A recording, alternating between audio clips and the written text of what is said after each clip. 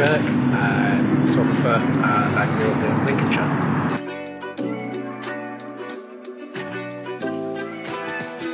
It started really when I got my first cars and wanted to just test out photographing, what it would look like. I saw all these big pages that all these like really nice expensive cars, all these really nice photographs of them, so I started very mediocre with it.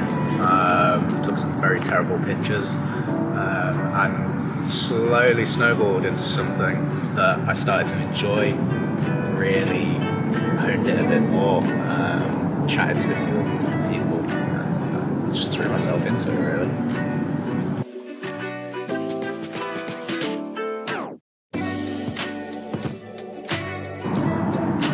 I suppose I've got more into it, and how it's progressed is trying all sorts of different things.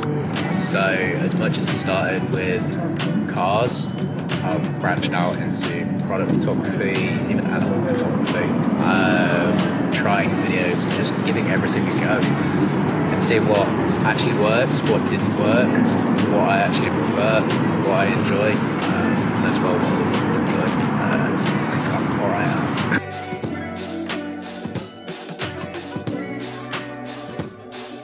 So it'd be a mix really of going out there myself and getting in touch with people who I want to work with, and I'm quite happy getting the experience.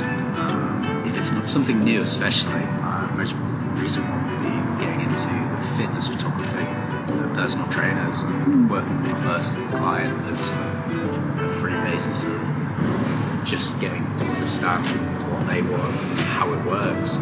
And then there'll be people that get in touch with me, they'll see what I've done, and ask me for specific jobs that they're after, from products to events, all over the place really. The first event that I actually covered at Bonus Arena was the elbow gig, which was one of my first goes at live gig photography. I didn't know how well it would go. I didn't know particularly what to do to begin with, but thankfully I was good friends with a photographer in the arena who showed me the ropes a little bit. And ever since then, I've done a mixture of gigs from Bring the Horizon, Union 6. I'm actually photographing the Don Gallagher gig next month. So I've had the best seat in the house for some of my favourite artists, which is incredible, which has led me on to do other event photography for different businesses or different festivals and arenas.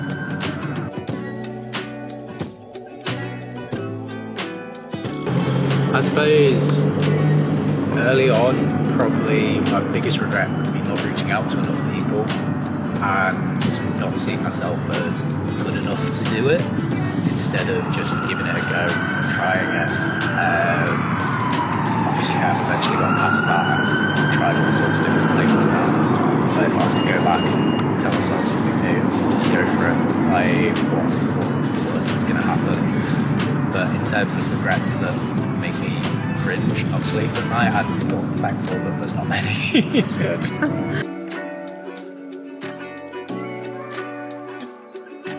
I would probably say my favourite thing to photograph would be live gigs. Mainly because you don't really know what photographs you're going to get, there's no way of controlling it. So you're there enjoying the moment of the music and just how it's all working.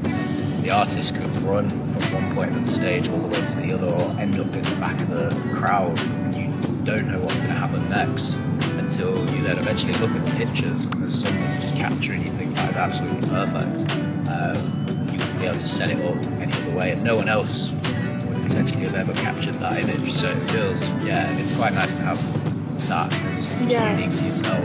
You've got people like Kai's Cheese, I think it's Ricky from Kai's Cheese, where he'll end up going to the rafters and all along the lotus at the side. You can't prepare yourself for that. Same as the confetti cannons, you don't always know what song they're going to go off on. So they could go off and you think, this is going to be amazing. There's no way of knowing what second that's actually going to happen. And trying not You've just got to be ready constantly. Scared to drop the camera.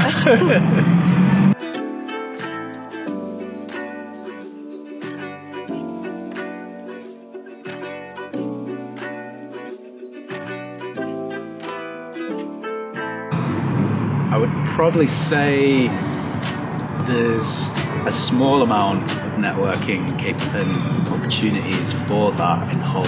Not enough to the extent of how many people there actually are here.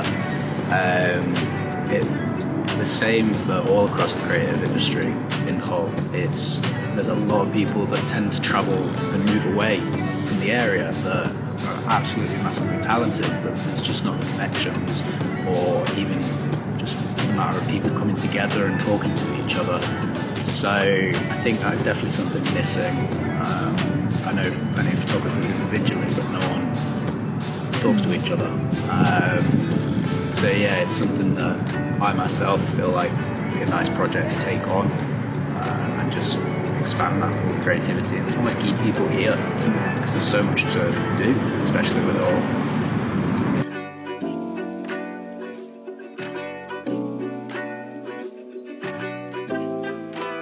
I'd say my biggest struggle is probably confidence in going out there and getting work. With it being a side hustle, as you will, it's having the time, going out there, having the confidence to just get directly in touch with people for jobs, opportunities on the side. And in terms of growing social media presence, I think it's one of the hardest things to do in an age where everything's so saturated digitally. So to try and stand out, it's really tough. That's why so many people find a new social platform and it just booms and then dies very shortly after. Yeah, it is very tough. Yeah.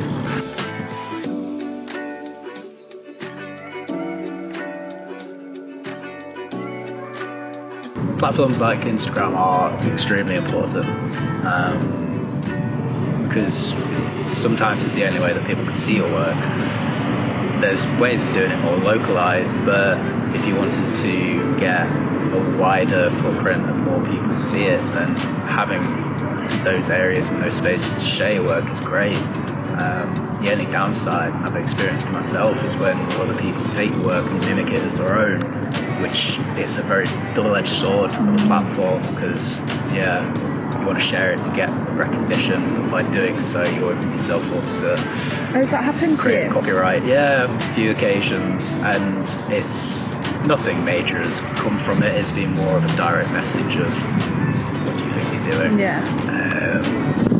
But yeah, it happens, and yeah, I can imagine there's a lot more smaller pages and people out there that it's happened to and they've missed out on work because of it. Yeah.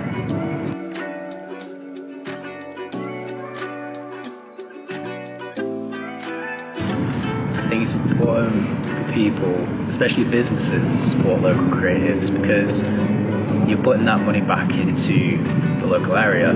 You're showing that, look, you don't need to travel hundreds of miles or move to Leeds or London or Manchester to get this work. You also have people have a better understanding of the local area.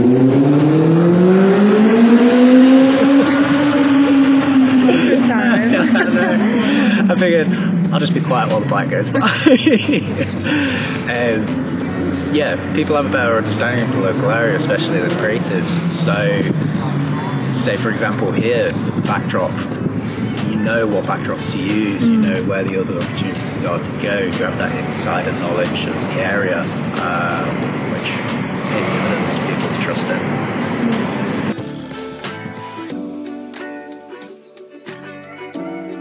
Achievements, I would say I've been featured in a couple magazines and won a couple awards to do with certain photographs that I've taken. One of them was the Automotive Awards, being like the top 100. Another one which helped primarily during lockdown actually was for a magazine called Isolate, and it was to bring photographers together across the world and supply pictures of what their view was of their personal lockdown journey. And you just submit the picture and it would get chosen thousands and put into a printed magazine. Mine was of this beautiful blossom tree near a golf course near me that literally I walked by too many times during that hour of exercise you were allowed.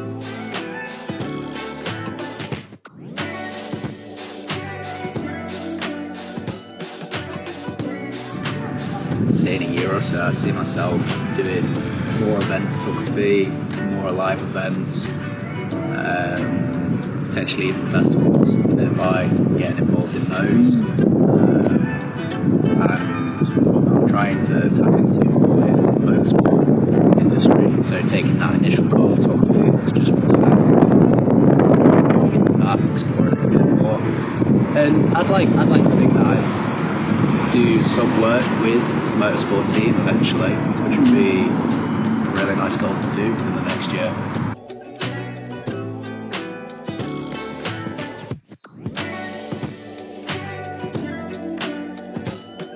My advice for starting a career in photography would be to just get a standard camera and go out there and take pictures of something that you enjoy.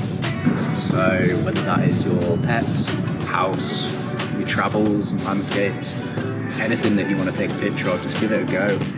And that's where the benefit of using social media and Instagram works. You can create this mini catalogue of yourself online without having to pay for a website or anything like that, just to get yourself started. Yeah.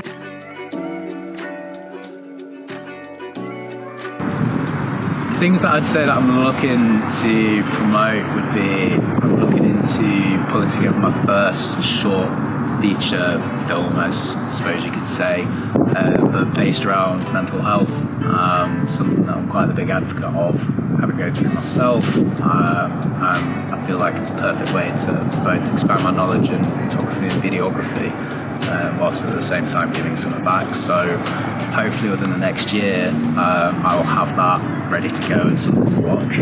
So have you got like a team like in mind for that, or are you just doing it? Just solo. Yeah. I think because I want to base it around just my own personal experience. Oh, okay, like a... yeah, something that's quite, not metaphorical, but not quite, something that just makes you think a bit more about the situation. Almost the question of, I wouldn't have thought it would have been that person that did something because they were so happy. Trying to approach that question. So I mean, very early on at the moment in terms of what I want to do and how I want to shoot it. But yeah, I think giving it a go just on myself will, I think it'll work out quite nicely. Yeah. Who knows? Sure. Bigger budget next year. Yeah. Well, thank you very much. Thanks.